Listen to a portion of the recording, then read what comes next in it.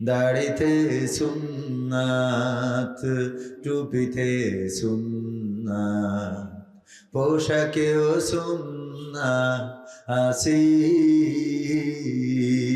পাথরের আঘাত খাওয়া সেটা যে সুন্নাত, কেন মনে হয় না তোমার কাছে? কেন মনে হয় না তোমার কাছে? ঠিক না বেঠে? দাড়িতে সুন্নাত, টুপিতে সুন্নাত, পোশাকেও সুন্নাত আসি। পাথরের আঘাত খাওয়া সেটা যে সুন্নাত, কেন মনে হয় না তোমার কাছে? কেন মনে হয় না তোমার কাছে? নবীর প্রেমে তুমি দাওয়াতে তাবলীগ ধারণ করেছ বুকে, সেই তুমি আজ কেন জুলুমের প্রতিবাদে আওয়াজ তোলো না মুখে? ঠিক বললাম না? ঠিক বললাম? নবীর প্রেমে তুমি দাওয়াতে তাবলীগ ধারণ করেছ বুকে, সেই তুমি আজ কেন জুলুমের প্রতিবাদে আওয়াজ তোলো না মুখে? মেসওয়াক করো তুমি রোজ প্রতিদিন, মেসওয়াক করো তুমি রোজ প্রতিদিন, সেখানেও সুন্নাত আছে। পাথরের আঘাত খাওয়া, মাঝে মাঝে জেলে যাওয়া সেটা যে সুন্নাত, কেন মনে হয় না তোমার কাছে? কেন মনে হয় না তোমার কাছে? মিলাদুন নবীতে বড় সোচ্চার তুমি, নাকি দেখানো লোক?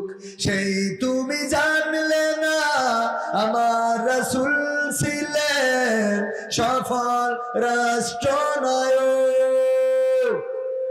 ঠিক না বে ঠিক?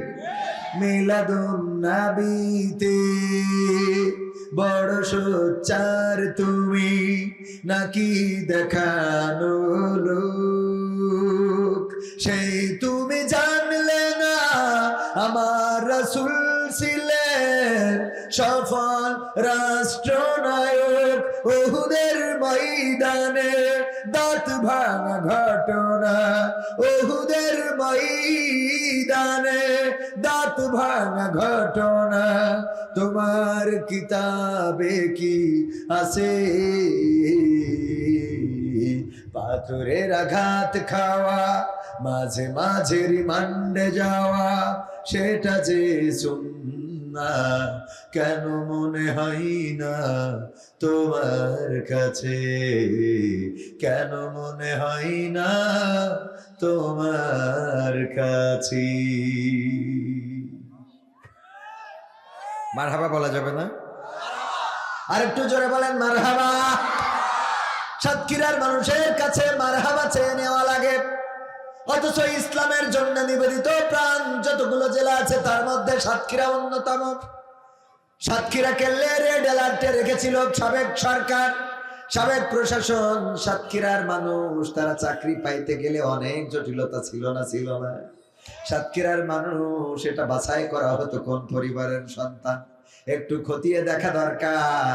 কারণ সাতক্ষীরার মানুষ বাঘের সাথে লড়াই করে বেঁচে থাকি। আমরা গিয়েছি ওই যে আপনাদের সুন্দরবন অঞ্চল, শ্যামনগর, গাবুরা, ওই অঞ্চলগুলোর মানুষ এত সাহসী, তারা সুন্দরবনে যায়, বাঘের সাথে লড়াই করে, কুমিরের সাথে লড়াই করে, মৌমাছির থেকে মধু সংগ্রহ করে, সুন্দরবনে দিনের পর দিন পরিশ্রম করে সংসারটা চালায়, ওদের ওখানে ঝড় হয়, টর্নেডো হয়, আমফান হয়, সুনামি হয়, ঘর বাড়ি ভেঙে যায়, ঝড়ে উড়ে যায়, কিন্তু সাতক্ষীরার এই মানুষদের ইমানটা উড়িয়ে নেওয়ার মতো সক্ষমতা এখনো কোনো ঝড় টর্নেডোর হয় নাই। ঠিক না বেঠে? আন্দোলনে ডাক দিলে সাতক্ষীরাবাসী আছে না নাই? রাজপথে থাকে, লড়াই করে, সংগ্রাম করে। ওগো আমার ভাইরা, এই জন্য সাতক্ষীরা সবসময় একটু সচেতন থাকা দরকার। মসজিদের ইমাম চাইলেই সবকিছু করতে কি পারে? ক্যারাম বোর্ড খেলার যদি শখ হয়, মসজিদের ইমাম খুব যদি ভালো পারেও, তাও কি তার ওই ক্যারাম বোর্ডের কাছে দাঁড়ানো উচিত হবে নাকি? যদি ক্যারাম বোর্ড খেললে গুনাহ নাও হয়, তাও কি দাঁড়াইতে পারবে? মসজিদের ইমাম দাঁড়ানো ঠিক হবে না। মসজিদের ইমাম কার্ড খেলতে পারবে না। মসজিদের ইমাম ক্রিকেট খেলাও ঠিক হবে না, ফুটবল খেলা ঠিক হবে না। যদিও এগুলো খেললে এখনকার সময় শরীরের জন্য উপকার, আর এগুলো নিয়ে এখন আগের মতো আর ফতোয়া নাই। তারপরেও একজন ইমাম উচিত নয় যে মাঠে যে ফুটবল খেলবে, হাডুডু খেলবে। এইগুলো খেলা যেমন উচিত নয়, তেমন সাতক্ষীরাবাসীকেও একটু সচেতন থাকা দরকার। ইসলামের জন্য, কোরআনের জন্য সবসময় অ্যালার্ট থাকা দরকার। যখনই বলবে, যখনই শুনবে সামি হয় না, তখনই বলবে তাআনা, মেনে নিলাম। কথা কয় না? শুনবে আর কি করবে? মেনে নিবে। ইসলামের পক্ষে, দ্বীনের পক্ষে, আল্লাহ ও তার রাসূলের পক্ষে, কোরআন কায়েমের পক্ষে সচেতন থাকার দরকার আছে না নাই? আমি বলছিলাম, যারা এখনো ঝটিকা মিছিল করে, মাঝে মাঝে দেখা যায় হঠাৎ করে ৫-৭ জন হেলমেট পরে, মুখে মাস্ক দিয়ে তারপরে রাজপথের নামে, তাদেরকে বলতে চাই, আরে আবুলের দল রে, এমন নেতার আন্দোলন করলে, যেই নেতা নিজের স্বার্থ উদ্ধার করার জন্য, নিজের রক্ষা করার জন্য দাদাদের কাছে যে আশ্রয় নিল, যেই দেশ তার বাবা দিয়েছে, স্বাধীনতা তো উড়াই নেছে, আমরা তো এখানে রোহিঙ্গা। কথা কয় না? আমরা তো রোহিঙ্গা। সাতক্ষীরাকে বলা হয়তো মিনি পাকিস্তান। কি বলে? মিনি পাকিস্তান। এমনি ভাবে দেশকে ডিভাইডেড করে ফেলেছিল। এক দল ছিল চেতনাবাজ, আর এক দল নাকি ছিল রাজাকার। 20 বছর বয়সেও নাকি রাজাকার। আর ওগের দলে যদি কেউ চলে আসে, সে যদি সম্মুখ সমরে রাজাকার থাকে, তাও সে মুক্তিযোদ্ধার এখানে একটা মেশিন পায়। ঠিক না বেঠে? রাজাকারের বাচ্চা এমন একটা মেশিন। ওই যে সাকা চৌধুরী বলেছিল যে, মাননীয় স্পিকার, আমি একটা মেশিনের কথা বলবো যে এটা বাংলাদেশে আবিষ্কার হয়েছে। মাননীয় স্পিকার, বাংলাদেশে এমন একটা মেশিন আছে রে, যেই মেশিনের এক পাশ দিয়ে যদি রাজাকার ঢুকাই দেন, অপর পাশ দিয়ে মুক্তিযোদ্ধা হয়ে বের হয়ে যায়। আর সেই মেশিনের নাম হইল বাংলাদেশ আওয়ামী লীগ। ঠিক না বেঠিক? এক পাশ দিয়ে ঢুকাইলে আর এক পাশ দিয়ে মুক্তিযোদ্ধা হয়ে যায়, রাজাকার ঢোকে, মুক্তিযোদ্ধা হয়ে বেরোয়। আর এই দল থেকে যদি কেউ বেরিয়ে যায়, দুরা আমাদের স্বাধীনতার ঘোষক রাষ্ট্রপতি, সাবেক সফল রাষ্ট্রপতি জিয়াউর রহমানকে পর্যন্ত তার স্বাধীনতার ঘোষক হিসাবে স্বীকৃত দেয় নাই, বরং তার দেওয়া রাষ্ট্রীয় অনেক পদক পর্যন্ত কেড়ে নিয়েছিল। বলেন ঠিক কিনা? নিয়েছে না? নাই না? কত মুক্তিযোদ্ধার সন্তানদের ভুয়া মুক্তিযোদ্ধার সার্টিফিকেটে চাকরি পেয়েছে, অথচ তারেক জিয়া আর ওই যে জিয়াউর রহমানের স্ত্রী বেগম জিয়া, দুইজনকে এত নির্যাতন করেছে। একটা তো দেশ ছাড়া করেছে, আর একটা দেশে রেখেছে, কিন্তু এমন অবস্থায় যে বাড়ির সামনে বালুর কিরাক, ওই বালুর ট্রাক যারা সরাইতে পারে নাই 16 বছরে, ওরা আবার এখন এসে বড় বড় কথা কয়, ওরা হইল দাদাদের দালাল। কথা কয় না? 16 বছর সরাতে পারে নাই, এখন আবার বড় বড় কথা। এই বড় বড় কথা যারা বলে, ওরা প্রকৃত অর্থে জাতীয়তাবাদী দল করে না, ওরা জাতীয়তাবাদী দলের লোক নয়, ওরা হইল দাদাদের সুরে কথা কয়। কারণ ছাত্র আন্দোলন করে নির্বাচনের জন্যই এই আন্দোলন। এই দেশে নির্বাচন করে সরকার প্রতিষ্ঠিত হবে। বাংলাদেশের মানুষ জাতীয়তাবাদী দলকে যদি সাপোর্ট করে, অবশ্যই তারা সরকার গঠন করবে। কিন্তু এত অধৈর্য হয়ে যাচ্ছাও, কারণটা কি? কারণ হলো দাদারা শিখাই দিয়েছে। যদি দেশের প্রধানমন্ত্রী বানাইতে হয়, এখন বিএনপির তারেক জিয়ার দরকার আছে না নাই? তো তারেক জিয়ার দেশে আনা লাগবে না? তো দেশে নেনি, তারপরে নির্বাচন দেবো। কথা কয় না? আগে নির্বাচন এত কথা হবে। ওগো আমার ভাইয়েরা, ওরা হলো দাদাদের দালাল। প্রকৃত অর্থে যারা, তারা বলছে না মাল পেয়েছে আর মাল খেয়েছে, এই জন্য ছাত্র আন্দোলনকে তথাকথিত বলে ফেলে। অথচ এই ছাত্র আন্দোলনে কত পরিবার আজকে আপনার ডানে বামে খোঁজ নেন, 16টা বছর কত নির্যাতনের শিকার করেছে, কত জাতীয়তাবাদী দলের, ছাত্র দলের, যুব দলের নেতারা পর্যন্ত ঢাকায় রিক্সা চালিয়েছে, বলেন ঠিক কিনা? তাদেরকে মুক্ত করেছে ছাত্ররা। তাদের এই আন্দোলনকে ছোট করে দেখা যাবে? ডক্টর ইউনূস এমন একজন খেলোয়াড়, জাতিসংঘের মহাসচিবকে বাংলাদেশে এনেছে, শুধু না বরং তারে নিয়ে গেছে রোহিঙ্গাদের ওখানে। ওখানেই শেষ না, বলছে তুমি যাই হও হও, আমাদের পাঞ্জাবি গাই দেওয়া লাগবে। পাঞ্জাবি তো গাই দিবাইছে, দিয়াইছে, আবার তারে রোজা রাখাইছে। বলছে তুই হিন্দু মিন্দু যাই হোস, রোজা রাখা লাগবে। ঠিক না বেটে? রোজা রাখায় ইফতারও করাইছে। এই হলো ডক্টর ইউনূস। চাইনায় গিয়েছে দেশের জন্য, আবার এখন কাতারে রয়েছে দেশের জন্য। যেমন জিয়াউর রহমান, তিনি যখন রাষ্ট্র ক্ষমতা পেয়েছিলেন, আমরা তো তখন জন্মগ্রহণও করি নাই, তবে ইতিহাসে পড়েছি তিনি ছিলেন একমাত্র এই বাংলাদেশের কল্যাণকামী। মালয়েশিয়ার প্রেসিডেন্ট মাহাথির মোহাম্মদ, মালয়েশিয়ার সাবেক প্রধানমন্ত্রী, দাবি জানিয়েছিলেন, ওগো জিয়াউর রহমান, বাংলাদেশ থেকে কিছু লোক আমাদেরকে দাও, আমরা নাগরিকত্ব দেব, মালয়েশিয়ার নাগরিকত্ব দিয়ে আমরা এই দেশে রাখবো। তারা আমাদের দেশে, আমাদের এখানে ভোটার হয়ে থাকবে, আমাদের দেশের রাজনীতি, আমাদের দেশের অর্থনীতিতে তারা অংশগ্রহণ করবে।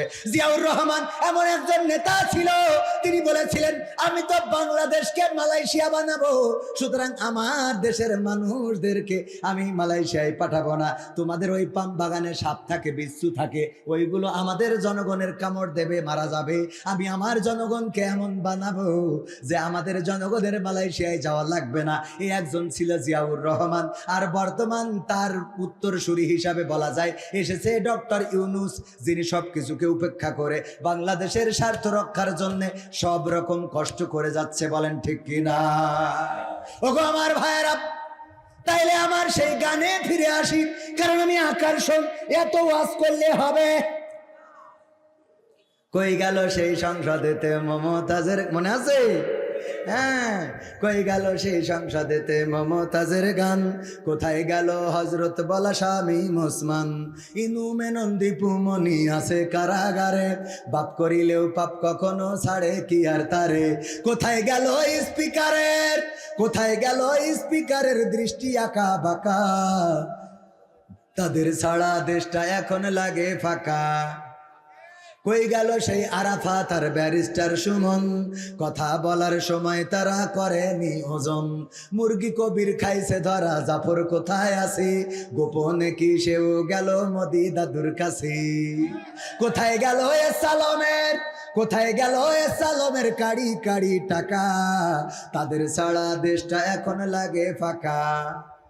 লাগে না, লাগে না, কেন ফাঁকা ফাঁকা লাগে? কারণ হলো আমরা আগে রমজানের, এইবার রমজানের মাস গেল, কারেন্ট কি গিয়েছে? কথা কয় না, কারেন্ট গেছে। সাহরির সময়ও কারেন্ট আছে, ইফতারের সময়ও কারেন্ট আছে, তারাবির সময়ও কারেন্ট আছে। তারাবির সলাতে, সিয়ামে, কিয়ামে, ইফতারিতে সব সময় বিদ্যুৎ ছিল। যদি এখন ওবায়দুল কাদের কাকা থাকতো, তাইলে বলতো এই সরকার ব্যর্থ সরকার। কারণ কি? কারণ কি? কারণ হলো এবার বিদ্যুৎ যাই নাই। মোমবাতি কি হবে? মোমবাতি ফ্যাক্টরি গুলো বন্ধ হয়ে যাবে। ঠিক না বেটে? আমার কাকা থাকলে আরো বলতো, অনেকেই ভাবে শেখ হাসিনা পালিয়ে গিয়েছে, শেখ হাসিনা পালায় না, শেখ হাসিনা হিজরত করেছে। কি রত করেছে?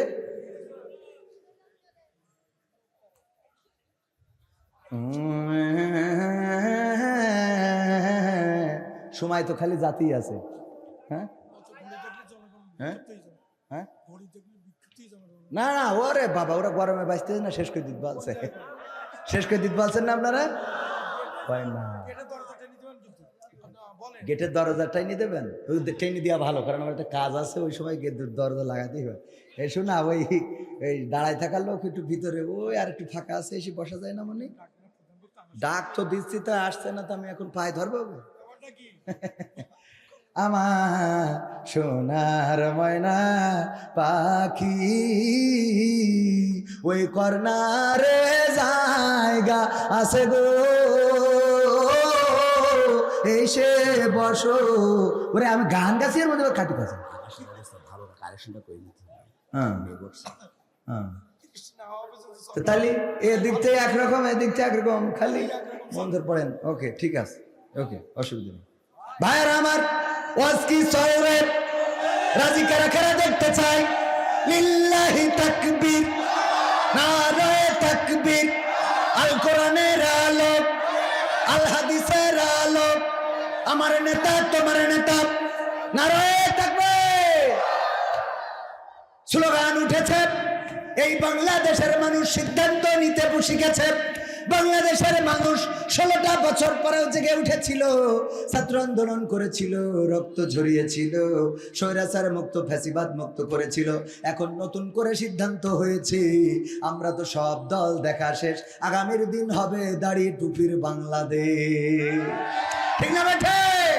বলে সব দল দেখা শেষ, দাড়ি টুপির বাংলাদেশ। ওগো আমার ভাইয়েরা, আমরা ইংরেজদের শাসন দেখেছি, তারা এই বাংলাদেশে আমাদেরকে শোষণ করেছে, আমাদেরকে দিয়ে জুম চাষ করিয়েছে, আমাদেরকে দিয়ে নীল চাষ করিয়েছে, আমাদের উপরে নির্যাতনের স্টিম রোলার চালিয়েছে, জমিদারি প্রথা চালু করেছে, হিন্দুত্ববাদ দিয়ে দেশটারে ভরে ফেলেছিল, শান্তি দিতে পারে নাই। তারপরে আবার ভাগ হয়ে গেল, হিন্দুস্তান আর পাকিস্তান, পাকিস্তানিরা নিল।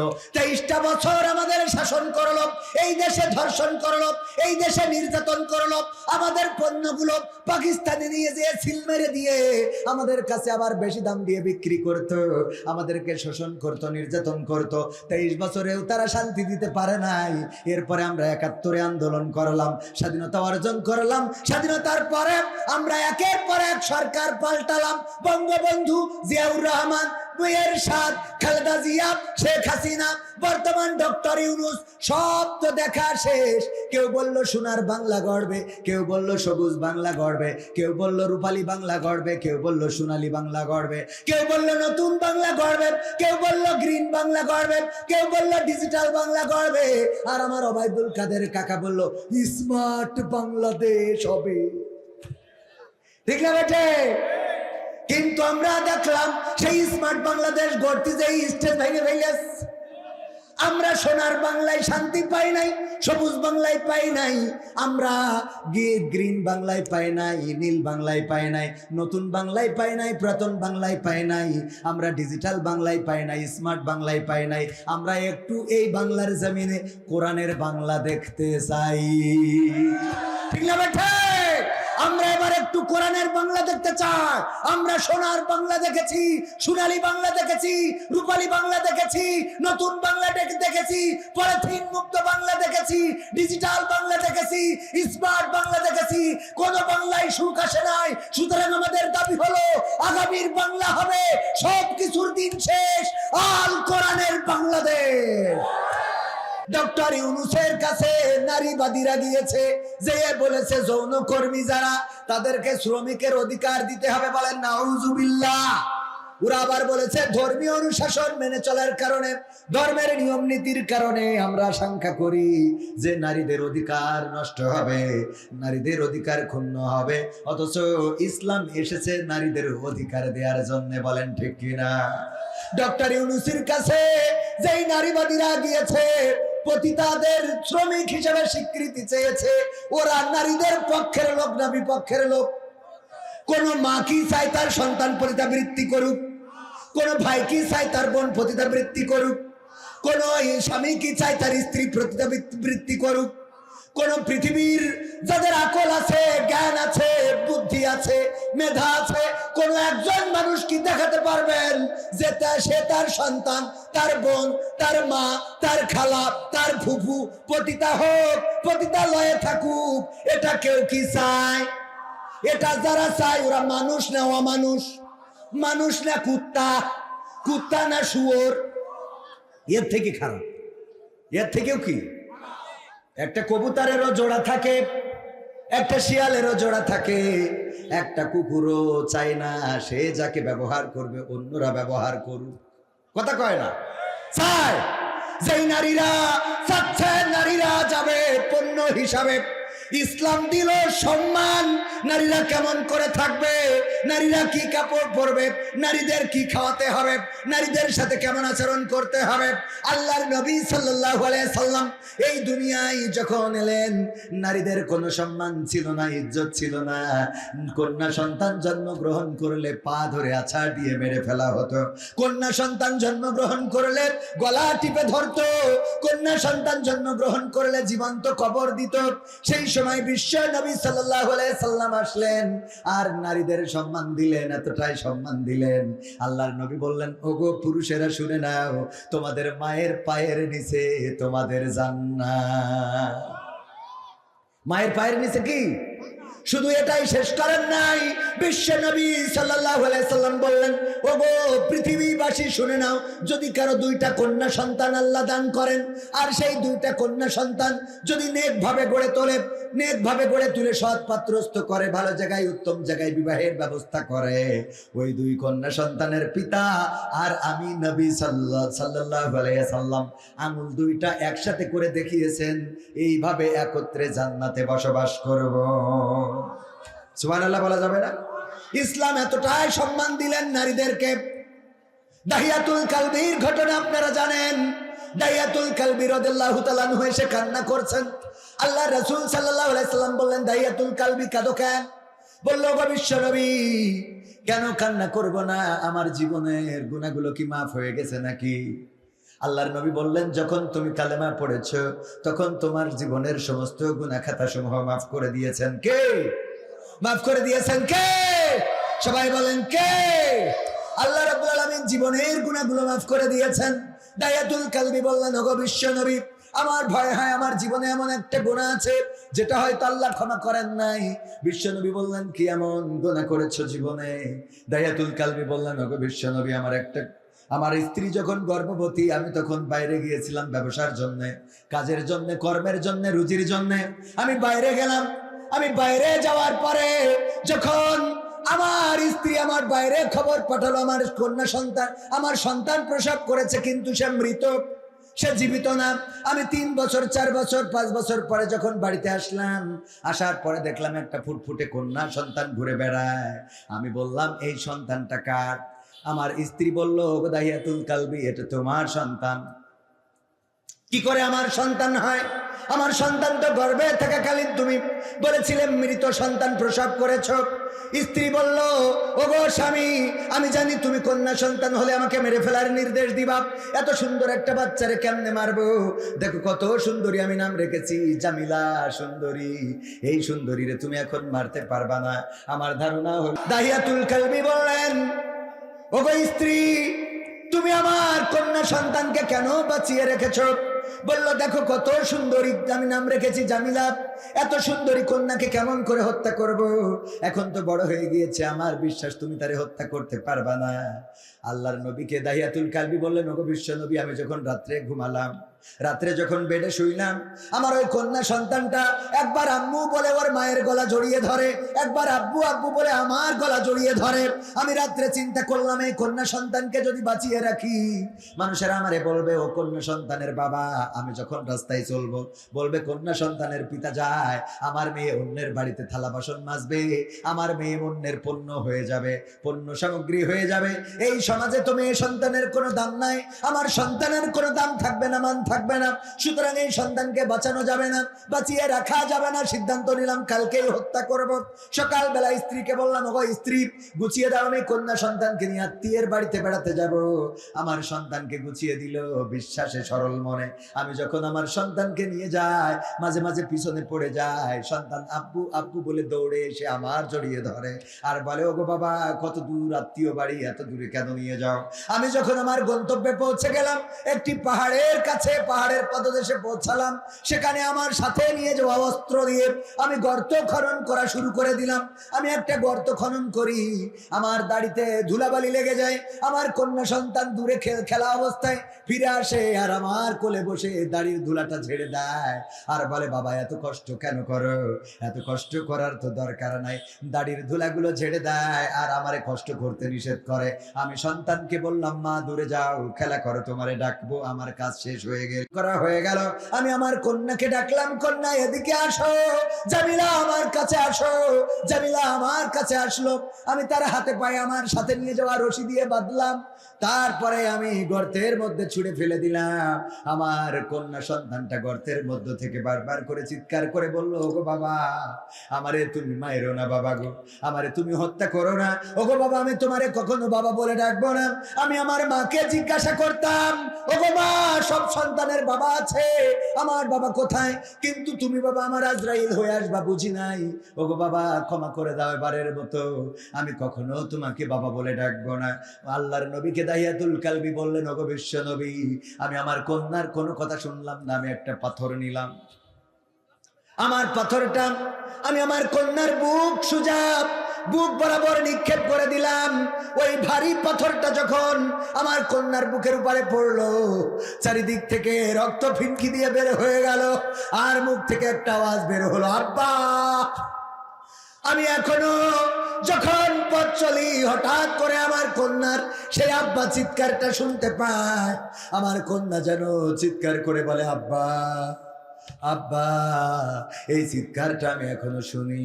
আল্লাহর নবী যখন এই ঘটনা শুনছিলেন, কিতাবে এসেছে বিশ্ব নবী সাল্লাল্লাহু আলাইহি সাল্লামের চোখ থেকে অশ্রু ঝরে দাড়ি ভিজে টপ টপ করে মাটিতে পড়ছিল।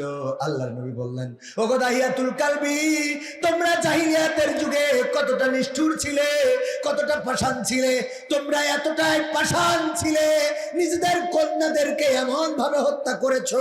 তোমরা নিকৃষ্ট ছিলে। কিন্তু শুনে নাও, আল্লাহ রাব্বুল আলামিন নারীদেরকে সম্মান দিয়েছেন, ইজ্জত দিয়েছেন, নারীদের সম্পদে অধিকার দিয়েছেন, নারীদের স্বামীর কাছে অধিকার দিয়েছেন, বাবার কাছে, সন্তানের কাছে অধিকার দিয়েছেন। আর দাহিয়াতুল কালবি, তুমি যখন কালেমা পড়েছো, ইসলামের নীতি নিয়ম কানুন মেনে নিয়েছো, তখন তোমার জীবনের গুনাহ খাতাগুলো মাফ হয়ে গিয়েছে। ওগো আমার ভাইয়েরা, ইসলাম এমন করেই সম্মান দিয়েছেন নারীদেরকে। আর এখনকার নারীবাদীরা তারা ইসলামের বাইরে যেয়ে নারীদের অধিকার খুঁজে বেড়ায়, অথচ তারা পতিতাবৃত্তিতে উৎসাহিত করে। পতিতাবৃত্তিকে তারা শ্রমিকের অধিকার খুঁজতে চায়। পতিতাবৃত্তি কোনো মানুষ পছন্দ করতে পারে না। যারা পছন্দ করে ওরা মানুষ না, ওরা কুত্তা, ওরা শূকর, ওরা শিয়াল, ওরা ভেড়া, ওরা ঘোড়া, বরং তার চেয়ে বালহুম আদাল, তার চেয়ে নিকৃষ্ট। ঠিক না বেঠে? এর চেয়ে নিকৃষ্ট না হইলে পতিতাবৃত্তি, আমি এটাই তো একটা কমন সেন্স লাগে। নিজের মা যদি এই কাজ করে, মানবে কেউ? ডক্টর ইউনূসের কাছে যারা গেছে, এইগুলোরে ডক্টর ইউনূস সাহেব আবার নিয়ে ছবি তুলে ফেসবুকে দিয়েছে। এতে ছবি তুলে না, বরং সবগুলোকে আত্মটানায় দেওয়ার দরকার ছিল। বলেন ঠিক কিনা? কারণ নারীদের অধিকার নিয়ে তারা খেলা করতেছে, তামাশা। আমরা নারীদের সম্মান দিলাম যে তারা সম্মান নিয়ে থাকবে, স্বামীর ঘরে থাকবে, ইজ্জতের সাথে বসবাস করবে, সম্পদে অধিকার, সন্তানে অধিকার। আর পতিতাবৃত্তি করলে কি হবে?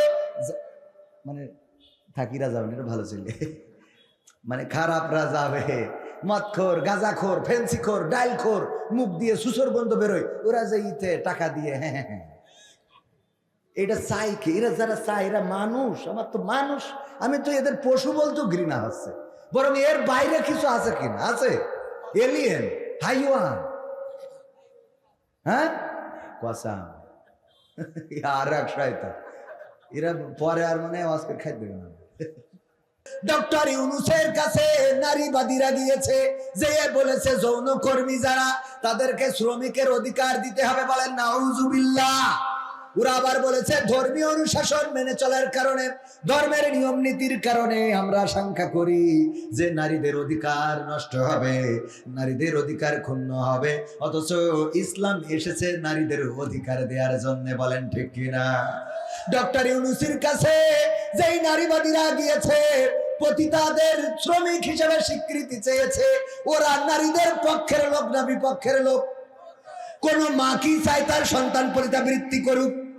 কোন ভাই কি চায় তার বোন পতিতাবৃত্তি করুক? কোন স্বামী কি চায় তার স্ত্রী পতিতাবৃত্তি করুক?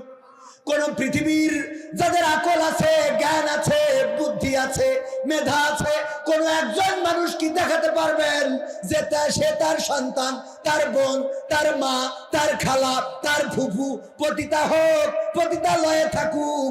এটা কেউ কি চায়? এটা যারা চায় ওরা মানুষ না অমানুষ? মানুষ না কুত্তা? কুত্তা না শুয়োর? এর থেকে খারাপ, এর থেকেও কি? একটা কবুতরেরও জোড়া থাকে, একটা শিয়ালেরও জোড়া থাকে, একটা কুকুরও চায় না সে যাকে ব্যবহার করবে অন্যরা ব্যবহার করুক। কথা কয় না? চায়। যেই নারীরা চাচ্ছে নারীরা যাবে পণ্য হিসাবে, ইসলাম দিল সম্মান, নারীরা কেমন করে থাকবে, নারীরা কি কাপড় পরবে, নারীদের কি খাওয়াতে হবে, নারীদের সাথে কেমন আচরণ করতে হবে, ইসলাম এমন করেই সম্মান দিয়েছেন নারীদেরকে। আর এখনকার নারীবাদীরা তারা ইসলামের বাইরে যেয়ে নারীদের অধিকার খুঁজে বেড়ায়, অথচ তারা পতিতাবৃত্তিতে উৎসাহিত করে। পতিতাবৃত্তিকে তারা শ্রমিকের অধিকার খুঁজতে চায়। পতিতাবৃত্তি কোনো মানুষ পছন্দ করতে পারে না। যারা পছন্দ করে ওরা মানুষ না, ওরা কুত্তা, ওরা শূকর, ওরা শিয়াল, ওরা ভেড়া, ওরা ঘোড়া, বরং তার চেয়ে বালহুম আদাল, তার চেয়ে নিকৃষ্ট। ঠিক না বেঠে? এর চেয়ে নিকৃষ্ট না হইলে পতিতাবৃত্তি, আমি এটাই তো একটা কমন সেন্স লাগে। নিজের মা যদি এই কাজ করে মানবে কেউ? আহা, ডক্টর ইউনূসের কাছে যারা গেছে এইগুলোরে ডক্টর ইউনূস সাহেব আবার নিয়ে ছবি তুলে ফেসবুকে দিয়েছে। এতে ছবি তুলে না, বরং সবগুলোকে আত্মটানায় দেওয়ার দরকার ছিল। বলেন ঠিক কিনা? কারণ নারীদের অধিকার নিয়ে তারা খেলা করতেছে, তামাশা। আমরা নারীদের সম্মান দিলাম যে তারা সম্মান নিয়ে থাকবে, স্বামীর ঘরে থাকবে, ইজ্জতের সাথে বসবাস করবে, সম্পদে অধিকার, সন্তানে অধিকার। আর পতিতাবৃত্তি করলে কি হবে? মানে থাকিরা যাবেন, এটা ভালো ছিল, মানে খারাপরা যাবে, মদখোর, গাঁজাখোর, ফেন্সিখোর, ডাইলখোর, মুখ দিয়ে সুসর গন্ধ বেরোয়, ওরা যে ইতে টাকা দিয়ে হ্যাঁ হ্যাঁ হ্যাঁ। এটা চাই কি? এরা যারা চায় এরা মানুষ। আমার তো মানুষ, আমি তো এদের পশু বলতেও ঘৃণা হচ্ছে। বরং এর বাইরে কিছু আছে কিনা? আছে এলিয়েন, হাইওয়ান। হ্যাঁ, কসাম আর এক শয়তান, এরা পরে আর মানে আজকে খাইতে দেবে না। আল্লাহর নবী সাল্লাল্লাহু আলাইহি সাল্লাম এই দুনিয়ায় যখন এলেন, নারীদের কোনো সম্মান ছিল না, ইজ্জত ছিল না। কন্যা সন্তান জন্মগ্রহণ করলে পা ধরে আছাড় দিয়ে মেরে ফেলা হতো। কন্যা সন্তান জন্মগ্রহণ করলে গলা টিপে ধরতো। কন্যা সন্তান জন্মগ্রহণ করলে জীবন্ত কবর দিত।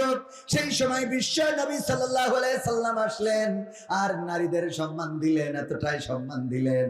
আল্লাহর নবী বললেন, ওগো পুরুষেরা শুনে নাও, তোমাদের মায়ের পায়ের নিচে তোমাদের জান্নাত। মায়ের পায়ের নিচে কি?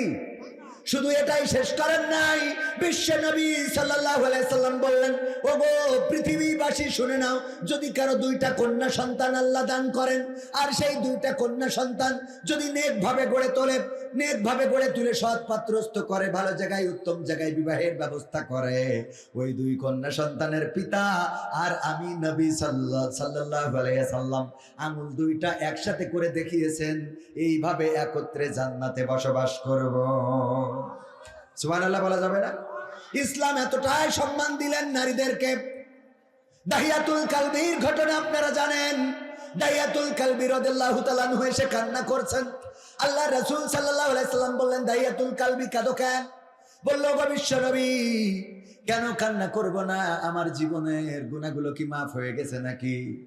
আল্লাহর নবী বললেন, যখন তুমি কালেমা পড়েছো তখন তোমার জীবনের সমস্ত গুনাহ খাতা সমূহ মাফ করে দিয়েছেন কে? মাফ করে দিয়েছেন কে? সবাই বলেন কে? আল্লাহ রাব্বুল আলামিন জীবনের গুনাহগুলো মাফ করে দিয়েছেন। দাহিয়াতুল কালবি বললেন, ওগো বিশ্ব নবী, আমার ভয় হয় আমার জীবনে এমন একটা গুনাহ আছে যেটা হয়তো আল্লাহ ক্ষমা করেন নাই। বিশ্ব নবী বললেন, কি এমন গুনাহ করেছো জীবনে? দাহিয়াতুল কালবি বললেন, ওগো বিশ্ব নবী, আমার স্ত্রী যখন গর্ভবতী, আমি তখন বাইরে গিয়েছিলাম ব্যবসার জন্য, কাজের জন্য, কর্মের জন্য, রুজির জন্য। আমি বাইরে গেলাম। আমি বাইরে যাওয়ার পরে যখন আমার স্ত্রী আমার বাইরে খবর পাঠালো আমার কন্যা সন্তান, আমার সন্তান প্রসব করেছে, কিন্তু সে মৃত, সে জীবিত না। আমি 3 বছর 4 বছর 5 বছর পরে যখন বাড়িতে আসলাম, আসার পরে দেখলাম একটা ফুটফুটে কন্যা সন্তান ঘুরে বেড়ায়। আমি বললাম এই সন্তানটা কার? আমার স্ত্রী বলল, দাহিয়াতুল কালবি, এটা তোমার সন্তান। কি করে আমার সন্তান হয়? আমার সন্তান তো গর্ভে থাকাকালীন তুমি বলেছিলে মৃত সন্তান প্রসব করেছ। স্ত্রী বলল, ওগো স্বামী, আমি জানি তুমি কন্যা সন্তান হলে আমাকে মেরে ফেলার নির্দেশ দিবা, এত সুন্দর একটা বাচ্চারে কেমনে মারবো? দেখো কত সুন্দরী আমি নাম রেখেছি, জামিলা সুন্দরী। এই সুন্দরীরে তুমি এখন মারতে পারবা না। আমার ধারণা হলো ক্যামেরা লাগানো যাবে না। আমার অজনীতি হলে আমার অজের আগে শুরুতে আসতে হবে।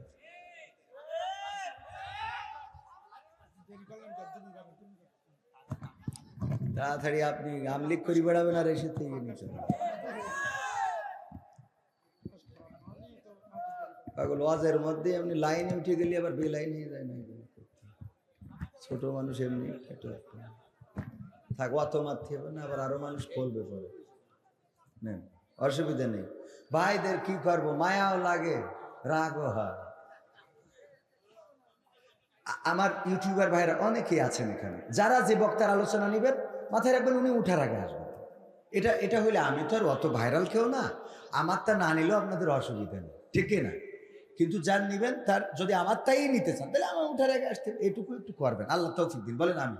কিন্তু আবার 2-1 3-4 জায়গায় ভাড়া খাটে, মানে এক জায়গার তো মেরিয়া বাড়ি কেন আসে, এখান থেকে মেরিয়া ভাড়া রাখতে। হ্যাঁ ভাই কালকে গেছিলেন না? ভাই কালকে সাতক্ষীরা সদরে মেরিয়াবাদ দিয়ে ভাটায় গেছে।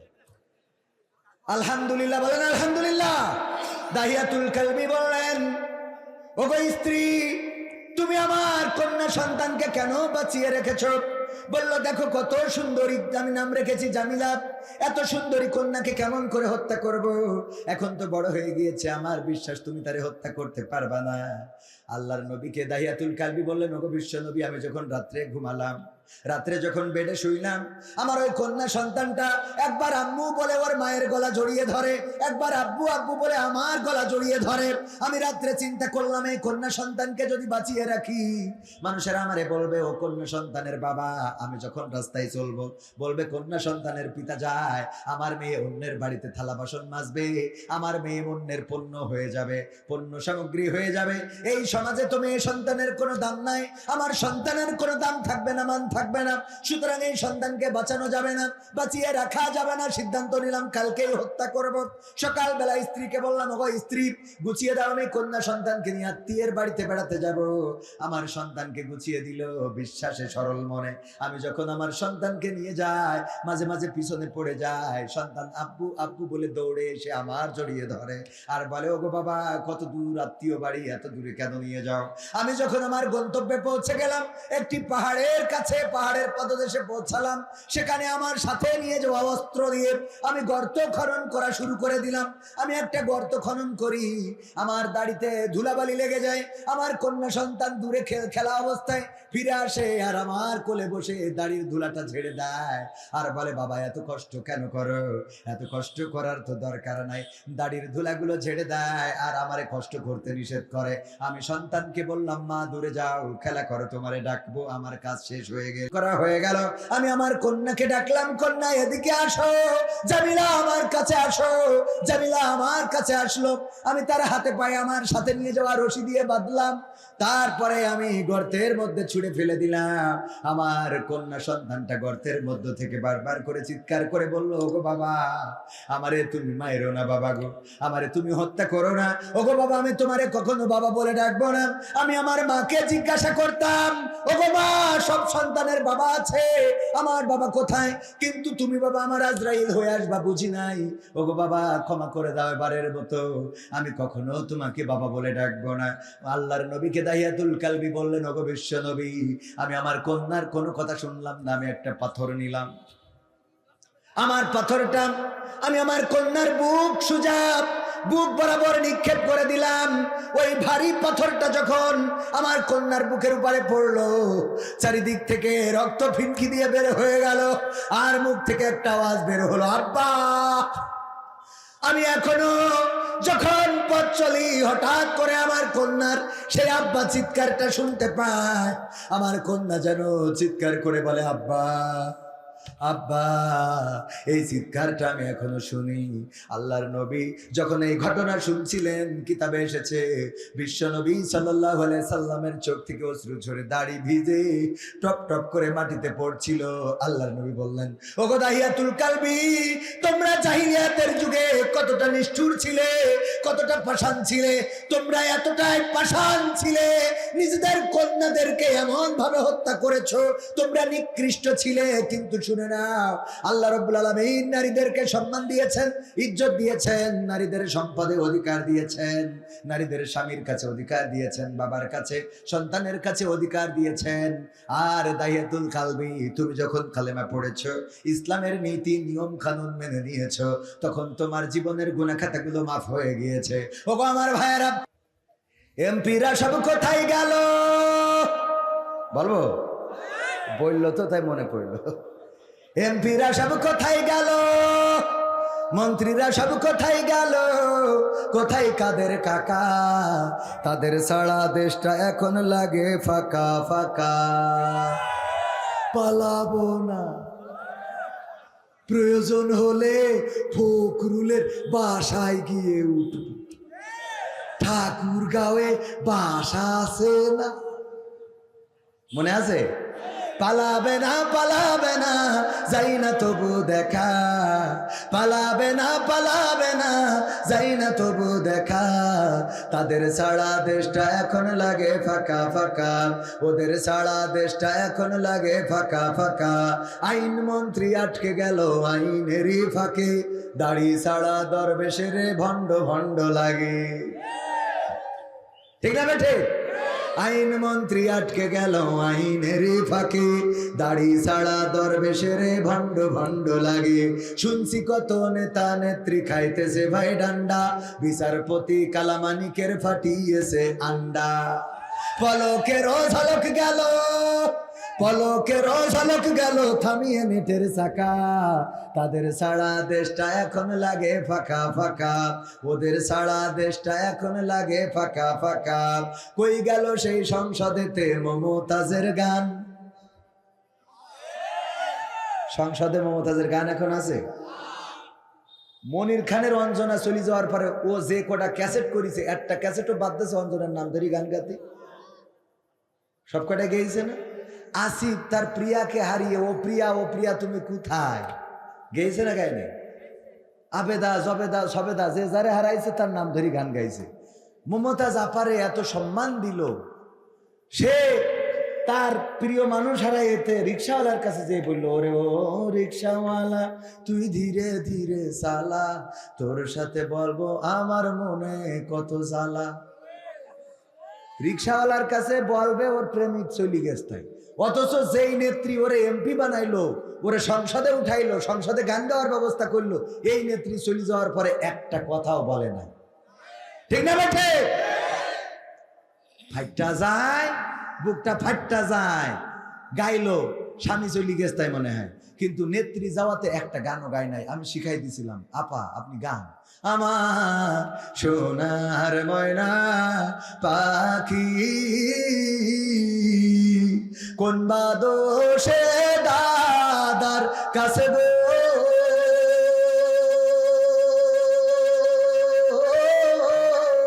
আমরা দেশে কেমনে থাকি রে আমার কলজের ময়না পাখি। গাওয়ার দরকার ছিল না, ছিল না, তবে গাচ্ছে না তা না, হয়তো গান গায় কিন্তু সেই গানটা এমন। এখন হয়েছে দেখেন, সব আদালতে তুলতেছে, কেউ ভেংসি কাটে। শাহজাহান বলে আমাদেরও সময় আসবে। সময় তো তোমাদের ছিল, আবার নতুন করে কি আসবে? কথা কয় না? সময় তো তোমাদের ছিল, তোমরা সময়টাকে নিয়ে এতটাই অহংকার, এতটাই অধ্যত্ত দেখিয়েছ। মানুষকে মানুষ মনে করো নাই, ইসলামী আন্দোলনের নেতা কর্মীদেরকে মামলা দিয়ে ক্ষান্ত হও নাই, তাদেরকে ধরেছো, রিমান্ডে নিয়েছো, নির্যাতন করেছো, জেলে ভরেছো, এমনকি বাংলাদেশে ইসলামী আন্দোলনের নেতৃত্ব শূন্য করার জন্য এক এক করে সব নেতা কর্মীদেরকে ফাঁসির কাস্টে ঝুলিয়েছো। ঠিক না বেঠে? ফাঁসির কাস্টে ঝুলিয়েছে আল্লামা দেলওয়ার হুসাইন সাইদি, যার জন্য এই সাতক্ষীরা কোলারওয়ার মাটির সহদার দুই ভাই শহীদ হয়েছে একই সাথে, আর অসংখ্য মানুষ শহীদ হয়েছে। ওগো আমার ভাইয়েরা, এই কোরআনের পাখি আল্লামা দেলওয়ার হুসাইন সাইদিকে তারা কারাগারে রেখেই ক্ষান্ত হয় নাই, বরং এই মানুষটাকে ইনজেকশন পুশ করে এই পৃথিবী থেকে বিদায় করে দিয়েছে। বলেন ঠিক কিনা? অধ্যত্ত এতটাই ছিল, আল্লামা সাইদি ইন্তেকালের পরে তার জানাজাটাও পড়তে দেয় নাই ঢাকা শহরে। আমরা বাগেরহাটে গেলাম, এই হাতে আল্লামা সাইদির কবর খনন করেছি, লাশটা ধরে কবরে নামিয়েছি। ওগো আমার ভাইয়েরা, যখন ফিরে আসি তখন আমাদের গাড়িতে হামলা করেছে বাগেরহাটে। যারা হামলা করেছিলেন, খুলনায় যারা কবর দিতে দাও নাই, আল্লামা সাইদির ওসিয়ত ছিল যে তার কবরটা যেন সিদ্দিকিয়া আলিয়া মাদ্রাসায় হয়, কিন্তু সেখানে কবর দিতে দেয় নাই। ওইখানে দাঁড়ায় স্লোগান দিল, বাংলার ইহুদি দেলওয়ার হুসাইন সাইদি। বলেন নাউজুবিল্লাহ। যারা বাংলার ইহুদি দেলওয়ার হুসাইন সাইদি এই কথা বলেছিল, আল্লাহ ধরে ধরে ধরে না, ধরলে আল্লাহ ছাড়ে না। আজকে সেই সাইদির সন্তানেরা আছে, সাইদি প্রেমিকেরা আছে, সাইদির কবরও আছে, কিন্তু যারা এগুলো বলেছিল তাদের দেখা মেলে না। ঠিক না বেঠে? দেখে তো মেলে না, মেলে না। শুধু তাই না, তারা কোথায় আছে, তাদের কবর বাংলার জমিনে হবে কিনা সন্দেহ। মাঝে মাঝে বলে আমরা চট করে ঢুকে পড়বো, কিন্তু বাংলাদেশের মানুষ বলে বুবু আইবা, তুমি আইবা রে, আইয়া বুবু সিয়ার পাইবা না। বুবু আইবা, তুমি আইবা গো, আইসা তুমি সিয়ার পাইবা। পাবে বাংলাদেশের জমিনে, আর এই সিয়ারটা পাবে না, এই সিয়ার আর দেয়া হবে না। কারণ যেই দলের নেত্রী নেতা কর্মীদের চিন্তা না করে নিজে হেলিকপ্টারে করে উড়ে যায়, নিজের চিন্তা নিজে করে চলে গেছে। তুই তো দাদার কাছে যে ভালোই আছো, কিন্তু আমাদের যে কি অবস্থা এটা বুঝবা না, কথা কয় না। আমাদের তো অবস্থা খারাপ, বেরোতে পারি না, লজ্জা লাগে।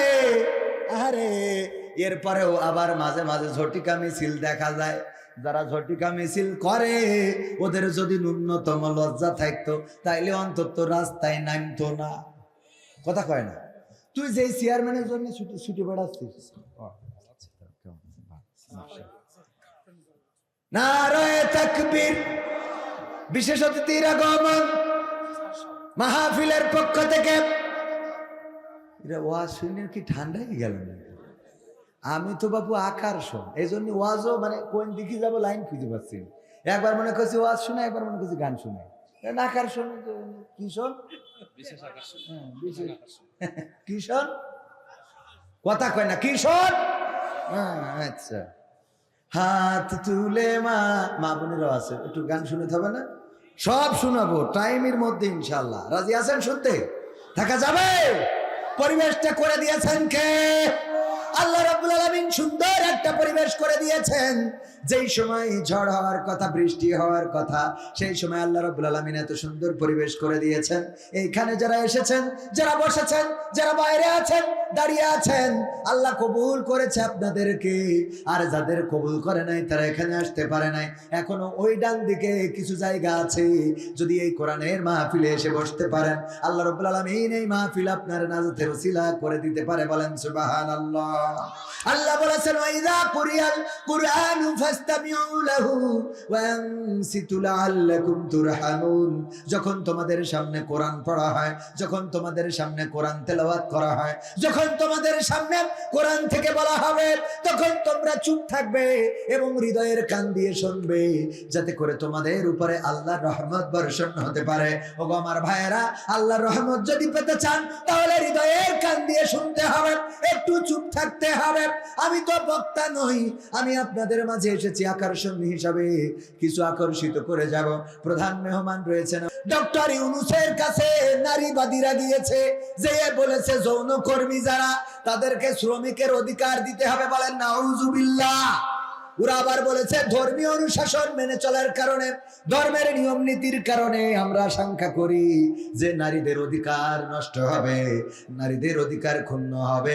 অথচ ইসলাম এসেছে নারীদের অধিকার দেওয়ার জন্য। বলেন ঠিক কিনা?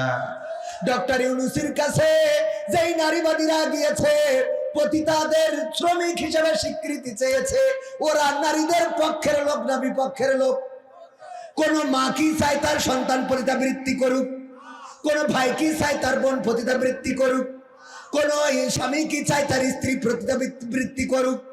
কোন পৃথিবীর যাদের আকল আছে, জ্ঞান আছে, বুদ্ধি আছে, মেধা আছে, কোন একজন মানুষ কি দেখাতে পারবেন যে সে তার সন্তান, তার বোন, তার মা, তার খালা, তার ফুফু পতিতা হোক, পতিতালয়ে থাকুক? এটা কেউ কি চায়? এটা যারা চায় ওরা মানুষ না অমানুষ? মানুষ না কুত্তা? কুত্তা না শুয়োর? এর থেকে খারাপ, এর থেকেও কি? একটা কবুতরেরও জোড়া থাকে, একটা শিয়ালেরও জোড়া থাকে, একটা কুকুরও চায় না সে যাকে ব্যবহার করবে অন্যরা ব্যবহার করুক। কথা কয় না? চায়। যেই নারীরা চাচ্ছে নারীরা যাবে পণ্য হিসাবে, ইসলাম দিল সম্মান, নারীরা কেমন করে থাকবে, নারীরা কি কাপড় পরবে, নারীদের কি খাওয়াতে হবে, নারীদের সাথে কেমন আচরণ করতে হবে, ইসলাম এমন করেই সম্মান দিয়েছেন নারীদেরকে। আর এখনকার নারীবাদীরা তারা ইসলামের বাইরে যেয়ে নারীদের অধিকার খুঁজে বেড়ায়, অথচ তারা পতিতাবৃত্তিতে উৎসাহিত করে।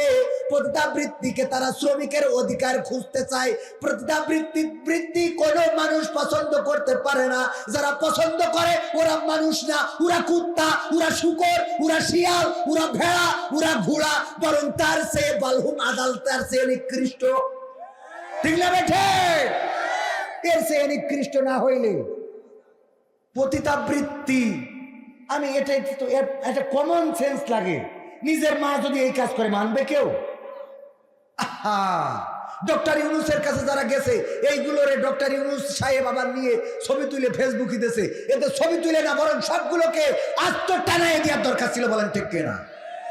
কারণ নারীদের অধিকার নিয়ে তারা খেলা করতেছে, তামাশা। আমরা নারীদের সম্মান দিলাম যে তারা সম্মান নিয়ে থাকবে, স্বামীর ঘরে থাকবে, ইজ্জতের সাথে বসবাস করবে, সম্পদে অধিকার, সন্তানে অধিকার। আর পতিতাবৃত্তি করলে কি হবে?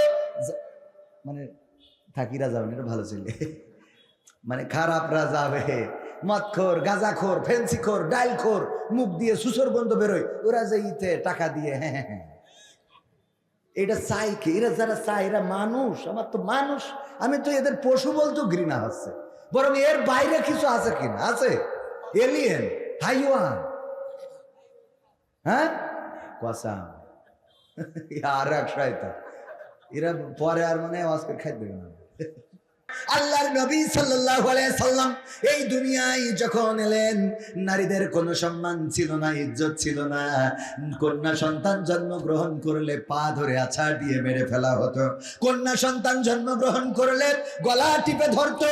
কন্যা সন্তান জন্মগ্রহণ করলে জীবন্ত কবর দিত। সেই সময় বিশ্ব নবী সাল্লাল্লাহু আলাইহি সাল্লাম আসলেন আর নারীদের সম্মান দিলেন, এতটাই সম্মান দিলেন।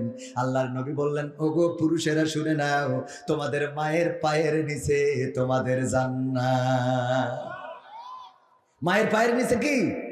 শুধু এটাই শেষ করেন নাই, বিশ্ব নবী সাল্লাল্লাহু আলাইহি সাল্লাম বললেন, ওগো পৃথিবীবাসী শুনে নাও, যদি কারো দুইটা কন্যা সন্তান আল্লাহ দান করেন, আর সেই দুইটা কন্যা সন্তান যদি নেকভাবে গড়ে তোলে, নেকভাবে গড়ে তুলে সৎ পাত্রস্থ করে, ভালো জায়গায় উত্তম জায়গায় বিবাহের ব্যবস্থা করে, ওই দুই কন্যা সন্তানের পিতা আর আমি নবী সাল্লাল্লাহু আলাইহি সাল্লাম আঙুল দুইটা একসাথে করে দেখিয়েছেন, এইভাবে একত্রে জান্নাতে বসবাস করব। সুবহানাল্লাহ বলা যাবে না? ইসলাম এতটাই সম্মান দিলেন নারীদেরকে। দাহিয়াতুল কালবির ঘটনা আপনারা জানেন। দাহিয়াতুল কালবি রাদিয়াল্লাহু তাআলা আনহু এসে কান্না করছেন। আল্লাহ রাসূল সাল্লাল্লাহু আলাইহি সাল্লাম বললেন, দাহিয়াতুল কালবি কাঁদো কেন? বলল, গো বিশ্ব নবী, কেন কান্না করব না? আমার জীবনের গুনাহগুলো কি মাফ হয়ে গেছে নাকি? আল্লাহর নবী বললেন, যখন তুমি কালেমা পড়েছো তখন তোমার জীবনের সমস্ত গুনাহ খাতা সমূহ মাফ করে দিয়েছেন কে? মাফ করে দিয়েছেন কে? সবাই বলেন কে? আল্লাহ রাব্বুল আলামিন জীবনের গুনাহগুলো মাফ করে দিয়েছেন। দায়াতুল কালবি বললেন, ওগো বিশ্ব নবী, আমার ভয় হয় আমার জীবনে এমন একটা গুনাহ আছে যেটা হয়তো আল্লাহ ক্ষমা করেন নাই। বিশ্ব নবী বললেন, কি এমন গুনাহ করেছো জীবনে? দায়াতুল কালবি বললেন, ওগো বিশ্ব নবী, আমার স্ত্রী যখন গর্ভবতী, আমি তখন বাইরে গিয়েছিলাম ব্যবসার জন্য, কাজের জন্য, কর্মের জন্য, রুজির জন্য। আমি বাইরে গেলাম। আমি বাইরে যাওয়ার পরে যখন আমার স্ত্রী আমার বাইরে খবর পাঠালো আমার কন্যা সন্তান, আমার সন্তান প্রসব করেছে, কিন্তু সে মৃত, সে জীবিত না। আমি 3 বছর 4 বছর 5 বছর পরে যখন বাড়িতে আসলাম, আসার পরে দেখলাম একটা ফুটফুটে কন্যা সন্তান ঘুরে বেড়ায়। আমি বললাম, এই সন্তানটা কার? আমার স্ত্রী বলল, দাহিয়াতুল কালবি, এটা তোমার সন্তান। কি করে আমার সন্তান হয়? আমার সন্তান তো গর্ভে থাকাকালীন তুমি বলেছিলে মৃত সন্তান প্রসব করেছো। স্ত্রী বলল, ওগো স্বামী, আমি জানি তুমি কন্যা সন্তান হলে আমাকে মেরে ফেলার নির্দেশ দিবা। এত সুন্দর একটা বাচ্চারে কেমনে মারবো? দেখো কত সুন্দরী আমি নাম রেখেছি, জামিলা সুন্দরী। এই সুন্দরীরে তুমি এখন মারতে পারবা না। আমার ধারণা হলো ক্যামেরা লাগানো যাবে না। আমার অজনীতি হলে আমার অজের আগে শুরুতে আসতে হবে।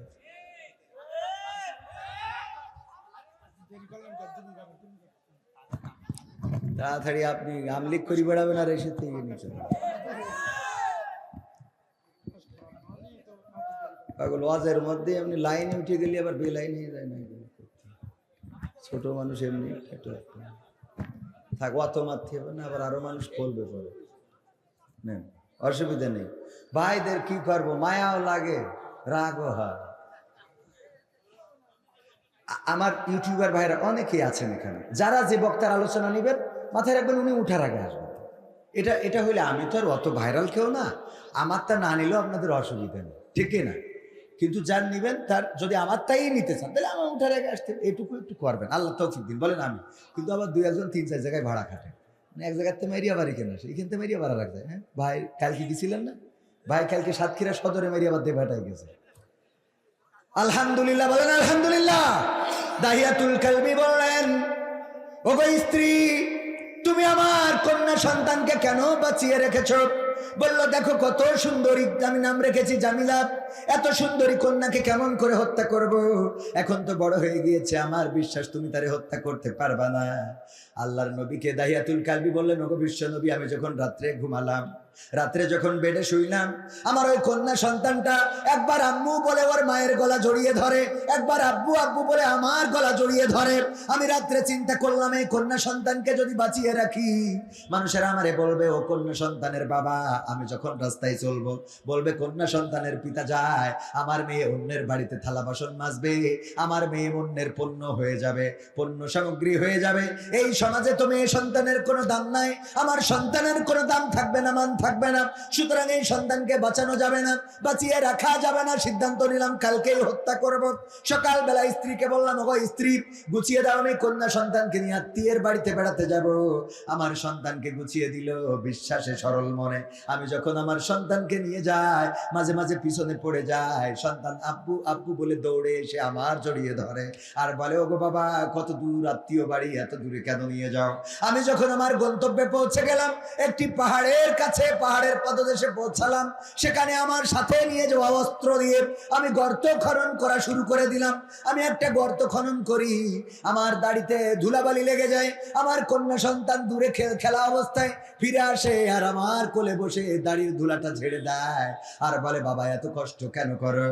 এত কষ্ট করার তো দরকার নাই। দাড়ির ধুলাগুলো ঝেড়ে দেয় আর আমারে কষ্ট করতে নিষেধ করে। আমি সন্তানকে বললাম, মা দূরে যাও, খেলা করো, তোমারে ডাকবো, আমার কাজ শেষ হয়ে গেল। আমি আমার কন্যাকে ডাকলাম, কন্যা এদিকে আসো, জামিলা আমার কাছে আসো। জামিলা আমার কাছে আসলো, আমি তার হাতে পায়ে আমার সাথে নিয়ে যাওয়া রশি দিয়ে বাঁধলাম। তারপরে আমি গর্তের মধ্যে ছুঁড়ে ফেলে দিলাম।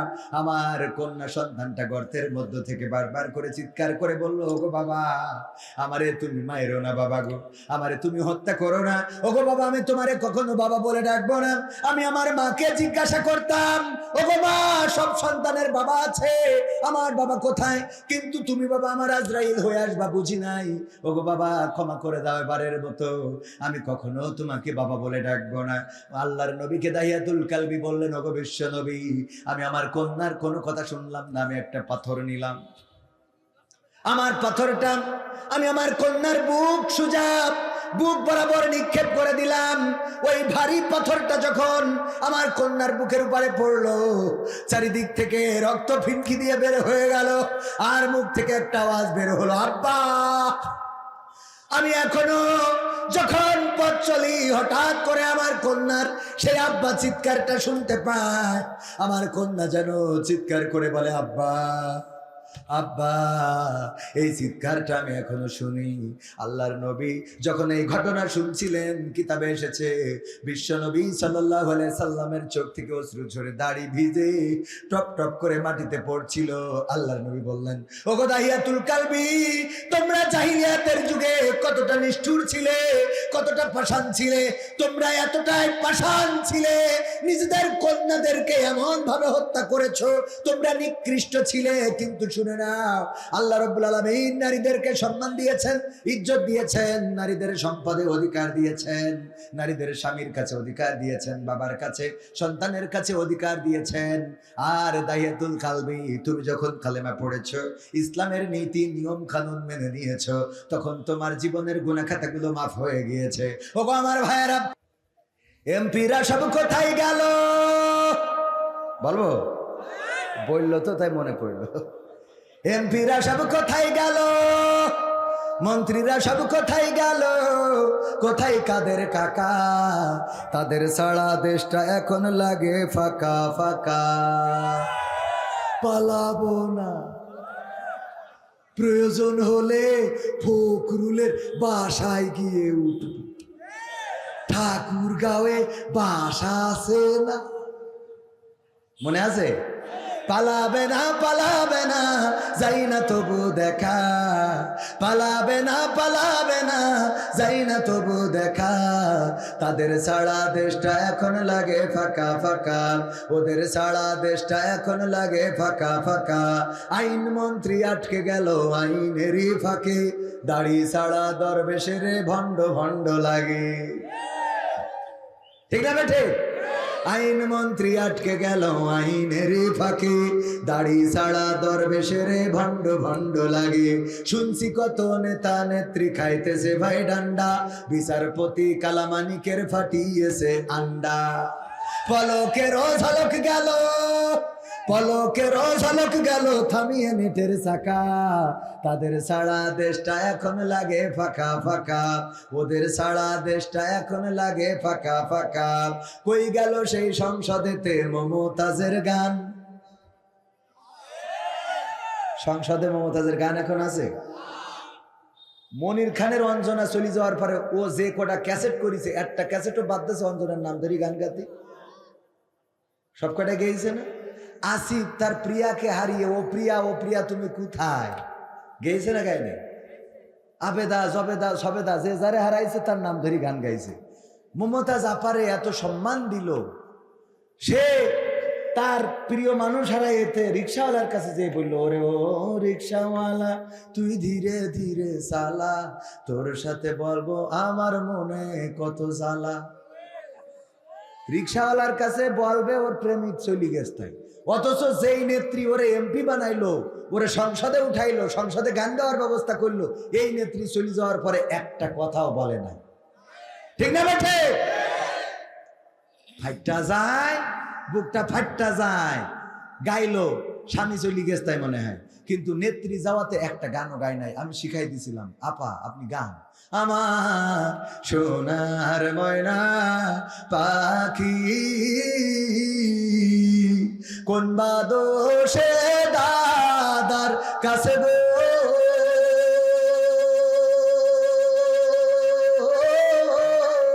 আমরা দেশে কেমনে থাকি রে আমার কলজের ময়না পাখি। গাওয়ার দরকার ছিল না, ছিল না, তবে গাচ্ছে না তা না, হয়তো গান গায়, কিন্তু সেই গানটা এমন। এখন হয়েছে দেখেন, সব আদালতে তুলতেছে, কেউ ভেংসি কাটে। শাহজাহান বলে আমাদেরও সময় আসবে। সময় তো তোমাদের ছিল, আবার নতুন করে কি আসবে? কথা কয় না? সময় তো তোমাদের ছিল, তোমরা সময়টাকে নিয়ে এতটাই অহংকার, এতটাই অধ্যত্ত দেখিয়েছ, মানুষকে মানুষ মনে করো নাই। ইসলামী আন্দোলনের নেতা কর্মীদেরকে মামলা দিয়ে ক্ষান্ত হও নাই, তাদেরকে ধরেছো, রিমান্ডে নিয়েছো, নির্যাতন করেছো, জেলে ভরেছো। এমনকি বাংলাদেশে ইসলামী আন্দোলনের নেতৃত্ব শূন্য করার জন্য এক এক করে সব নেতা কর্মীদেরকে ফাঁসির কাস্টে ঝুলিয়েছো। ঠিক না বেঠে? ফাঁসির কাস্টে ঝুলিয়েছে আল্লামা দেলওয়ার হুসাইন সাইদি, যার জন্য এই সাতক্ষীরা কোলারওয়ার মাটির সহদার দুই ভাই শহীদ হয়েছে একই সাথে, আর অসংখ্য মানুষ শহীদ হয়েছে। ওগো আমার ভাইয়েরা, এই কোরআনের পাখি আল্লামা দেলওয়ার হুসাইন সাইদিকে তারা কারাগারে রেখেই ক্ষান্ত হয় নাই, বরং এই মানুষটাকে ইনজেকশন পুশ করে এই পৃথিবী থেকে বিদায় করে দিয়েছে। বলেন ঠিক কিনা? অধ্যত্ত এতটাই ছিল, আল্লামা সাইদি ইন্তেকালের পরে তার জানাজাটাও পড়তে দেয় নাই ঢাকা শহরে। আমরা বাগেরহাটে গেলাম, এই হাতে আল্লামা সাইদির কবর খনন করেছি, লাশটা ধরে কবরে নামিয়েছি। ওগো আমার ভাইয়েরা, যখন ফিরে আসি তখন আমাদের গাড়িতে হামলা করেছে বাগেরহাটে। যারা হামলা করেছিলেন, খুলনায় যারা কবর দিতে দাও নাই, আল্লামা সাইদির ওসিয়ত ছিল যে তার কবরটা যেন সিদ্দিকিয়া আলিয়া মাদ্রাসায় হয়, কিন্তু সেখানে কবর দিতে দেয় নাই। ওইখানে দাঁড়ায় স্লোগান দিল, বাংলার ইহুদি দেলওয়ার হুসাইন সাইদি। বলেন নাউজুবিল্লাহ। যারা বাংলার ইহুদি দেলওয়ার হুসাইন সাইদি এই কথা বলেছিল, আল্লাহ ধরে ধরে ধরে না, ধরলে আল্লাহ ছাড়ে না। আজকে সেই সাইদির সন্তানেরা আছে, সাইদি প্রেমিকেরা আছে, সাইদির কবরও আছে, কিন্তু যারা এগুলো বলেছিল তাদের দেখা মেলে না। ঠিক না বেঠে? দেখে তো মেলে না, মেলে না। শুধু তাই না, তারা কোথায় আছে, তাদের কবর বাংলার জমিনে হবে কিনা সন্দেহ। মাঝে মাঝে বলে আমরা চট করে ঢুকে পড়বো, কিন্তু বাংলাদেশের মানুষ বলে বুবু আইবা, তুমি আইবা রে, আইয়া বুবু সিয়ার পাইবা না। বুবু আইবা, তুমি আইবা গো, আইসা তুমি সিয়ার পাইবা। পাবে বাংলাদেশের জমিনে, আর এই সিয়ারটা পাবে না, এই সিয়ার আর দেয়া হবে না। কারণ যেই দলের নেত্রী নেতা কর্মীদের চিন্তা না করে নিজে হেলিকপ্টারে করে উড়ে যায়, নিজের চিন্তা নিজে করে চলে গেছে। তুই তো দাদার কাছে যাই ভালোই আছো, কিন্তু আমাদের যে কি অবস্থা এটা বুঝবা না, কথা কয় না। আমাদের তো অবস্থা খারাপ, বেরোইতে পারি না, লজ্জা লাগে। আরে এরপরেও আবার মাঝে মাঝে ঝটিকা মিছিল দেখা যায়। যারা ঝটিকা মিছিল করে, ওদের যদি ন্যূনতম লজ্জা থাকতো তাইলে অন্তত রাস্তায় নামতো না। কথা কয় না? তুই যেই চেয়ারম্যানের জন্য ছুটি বেড়াচ্ছিস, নারায়ে তাকবীর, বিশেষ অতিথির আগমন, মাহফিলের পক্ষ থেকে। এরা ওয়াজ শুনে কি ঠান্ডাই গেল না? আমি তো বাবু আকর্ষণ, এই জন্য ওয়াজও মানে কোন দিকে যাবো লাইন খুঁজে পাচ্ছি। একবার মনে করছি ওয়াজ শুনে, একবার মনে করছি গান শুনে। আকর্ষণ কিশোর, কিশোর কথা কয় না, কিশোর। আচ্ছা, হাত তুলে মা বোনেরাও আছে, একটু গান শুনতে হবে না? সব শোনাবো টাইমের মধ্যে ইনশাল্লাহ। রাজি আছেন শুনতে? থাকা যাবে? পরিবেশটা করে দিয়েছেন কে? আল্লাহ রাব্বুল আলামিন সুন্দর একটা পরিবেশ করে দিয়েছেন। যেই সময় ঝড় হওয়ার কথা, বৃষ্টি হওয়ার কথা, সেই সময় আল্লাহ রাব্বুল আলামিন এত সুন্দর পরিবেশ করে দিয়েছেন। এইখানে যারা এসেছেন, যারা বসেছেন, যারা বাইরে আছেন, দাঁড়িয়ে আছেন, আল্লাহ কবুল করেছে আপনাদেরকে। আর যাদের কবুল করে নাই তারা এখানে আসতে পারে নাই। এখনো ওই ডান দিকে কিছু জায়গা আছে, যদি এই কোরআনের মাহফিলে এসে বসতে পারেন, আল্লাহ রাব্বুল আলামিন এই মাহফিল আপনার নাজাতের ওসিলা করে দিতে পারে। বলেন সুবহানাল্লাহ। আল্লাহ বলেছেন ওয়াইদা কুরিয়াল কুরআনু ফাসতামিউ লাহু ওয়া আনসিতু লাআল্লাকুম তুরহামুন। যখন তোমাদের সামনে কোরআন পড়া হয়, যখন তোমাদের সামনে কোরআন তেলাওয়াত করা হয়, যখন তোমাদের সামনে কোরআন থেকে বলা হবে, তখন তোমরা চুপ থাকবে এবং হৃদয়ের কান দিয়ে শুনবে, যাতে করে তোমাদের উপরে আল্লাহর রহমত বর্ষণ হতে পারে। ওগো আমার ভাইয়েরা, আল্লাহর রহমত যদি পেতে চান তাহলে হৃদয়ের কান দিয়ে শুনতে হবে, একটু চুপ থাকতে হবে। আমি তো বক্তা নই, আমি আপনাদের মাঝে এসেছি আকর্ষণ হিসাবে কিছু আকর্ষিত করে যাব। প্রধান মেহমান রয়েছেন আমার শ্রদ্ধাভাজন ভাইজান আব্দুল সালাম যুক্তিবাদী, অত্যন্ত দারুণ আলোচনা করেন, তিনি কিছুক্ষণের মধ্যে আসবেন। ওগো আমার ভাইরা, দাঁড়ানো ভাইরা যদি ওই ডান পাশে এসে বসে যান তাইলে পরিবেশটাও সুন্দর দেখা যাবে। আর আপনারা এখানে বসে যদি শোনেন, এটা আপনাদের আমাদের নাজাতের ওসিলা হয়ে যেতে পারে। বলেন সুবহানাল্লাহ। যেই কথা বলছিলাম, মমতাজ আপা একটা গানও শুনাইল না, কারণ পেয়েছে যতদিন গেয়েছে ততদিন খেয়েছে, যতদিন গেয়েছে ততদিন নিয়েছে, যতদিন গেয়েছে ততদিন, যেদিন বুঝেছে আর পাওয়া হবে না সেই দিন বলে দিয়েছে ও গো বুবু আর গাওয়া হবে না রে। ঠিক না বেঠে? যতদিন পেয়েছে খেয়েছে নিয়েছে ততদিন গেয়েছে, আর যখন বুঝেছে আর খাওয়া নেওয়া হবে না তখন বলে দিয়েছে গাওয়া হবে না। তবে একদম গায় না তা না, মাঝে মাঝে গোপনে, না অসুবিধা নেই, মাঝে মাঝে গোপনে যে গায় ও আমার দরদি আগে জানলে তোর ভাঙা নৌকায় চট। সীমানা ঘেঁষার যে কোনো সময় নেত্রী চট করে ঢুকে পড়তে পারে সোনাই নদী। শুনলাম এখানে তার কাটার বেড়াও নাই, কথা কয় না। সুতরাং আপনাদের দায়িত্ব বেশি না কম? আপনাদের বেশি, যেন ওখান থেকে ঢুকতে না পারে, আবার এখান থেকেও যেন বার হইতে না। কথা কয় না, ঠিক না বেটে? আমরা ঢুকতেও দেব না, বাড়াইতেও দেব না। যারা ঢুকেছে ওই পারে থাকেন, সাউন্ড করা যাবে না। আর এই পারে যারা আছেন তারাও থাকেন, কোনো অসুবিধা নাই, কিন্তু টু শব্দ করা যাবে না। কারণ 16টা বছর 17টা বছর আমাদের কথা বলতে দেন নাই, এখন অন্তত 16টা মাস আপনারা চুপ থাকেন। ঠিক না বেটে? একটু চুপ থাকার দরকার আছে না নাই?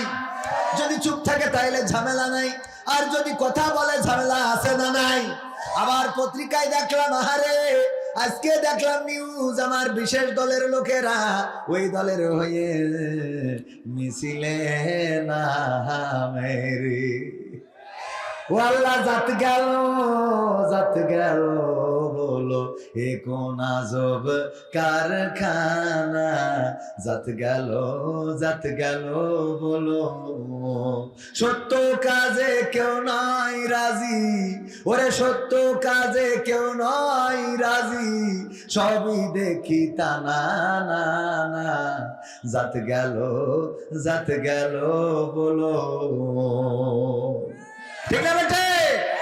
এখন ছাত্র আন্দোলন, বৈষম্য বিরোধী আন্দোলন, জুলাইয়ের বিপ্লবটাকে অনেকেই তথাকথিত বলে থাকে। যারা তথাকথিত বলে 16টা বছর তাদেরকে কোনো রাজপথে দেখা যায় নাই, বলেন ঠিক না? 16টা বছর তারা সাঁতার টেনে দিয়ে চেয়ার নিয়ে বসে থাকতো আর জিকির করতো সুবহানাল্লাহ সুবহানাল্লাহ, কথা কয় না। এখন আবার কথা বলে তথাকথিত ছাত্র আন্দোলন যদিও ভুল স্বীকার করে ক্ষমা চেয়েছে, কিন্তু এমন ভুল হবে কেন? কথা কয় না, এমন ভুল হবে কেন? মানে এটা হলো এরকম যে ওই আপনার একজন হোটেলে গেছে, তো হোটেলে যাওয়ার পরে ভিআইপি হোটেলগুলো, হোটেল আবাসিক হোটেল, ওইখানে তো টয়লেট গ্রামের মতো থাকে না। গ্রামে তো মানুষের এমনি বাগানে ঝাড়া অভ্যাস, তো এখন তারপরেও যায় একটু টয়লেটে যায় বদনা নিয়েতে কাম সাইতে, কিন্তু যেই হোটেলে যেই দেখে সে পায়খানা ঘর খুঁজে পাচ্ছে না। পরে কি করবে, ওতে তো কমোডে বসা অভ্যাস নাই, বুঝতেও পারিনি। একবার তো শুনলাম, আমি কাতারে যেয়ে শুনলাম, আমাদের একজন ভাই বলছে যে আরে আমার দাদা এবার উমরায় যাওয়ার পরে, আমার দূর সম্পর্কের দাদা উমরায় যাওয়ার পরে মক্কায় মোটামুটি ওই ডাউন প্যান্ট ছিল, সমস্যা ছিল না। মদিনায় এসে টয়লেটে ঢুকছে আর বেরোচ্ছে। আমি বলছি দাদা কি হয়েছে? কয় সে টয়লেট খুঁজে পাচ্ছি না। আমি বললাম যেটাই ঢুকছেন ওইটাই তো। কয় এইখানে সে কাম ছাড়বো সেটা তো। তো এই যে ঢাকনা খুলি দেখাই দেওয়া হইলো এই তো আছে এনে মানে কেমনে কি করো। তো আমাদের একজন ভাই বলছে আপনার দাদা হয়তো, আপনি চলে আসেন আমি শিখাই দিচ্ছি। পরে শিখাই দিয়েছে, আবার খানিক পর বের হয়ে গেছে। বলছে দাদা কি হইলো, কাম সারেননি? তো বলছে কাম যে সারবো তার সোর্স পক্ষী করে সেইটাই তো বুঝে পারলাম না। বোঝেননি? মানে ওখানে কাম সারা যাবে কিন্তু পানি খরচ করবো কি করে, এই নিয়ে টেনশন। তো যাই হোক, একজন বলছে যে এইটা আমি যখন কাতারে যেয়ে বললাম, বলছে আপনার দাদার তো এই ঘটেছে। আমার একজন আসিল, সে তো আর এক ঘটনা ঘটাইছে। ও করিস কি সিঁড়ে ভিজাবে, তা জায়গা খুঁজে না পেয়ে ওখানে যে পানি জমি রে সরবত দিয়ে সিঁড়ে ভিজে এসে বলছে সিঁড়িতে গুলাইতে আসি। সহ্য না করে পারা যায়?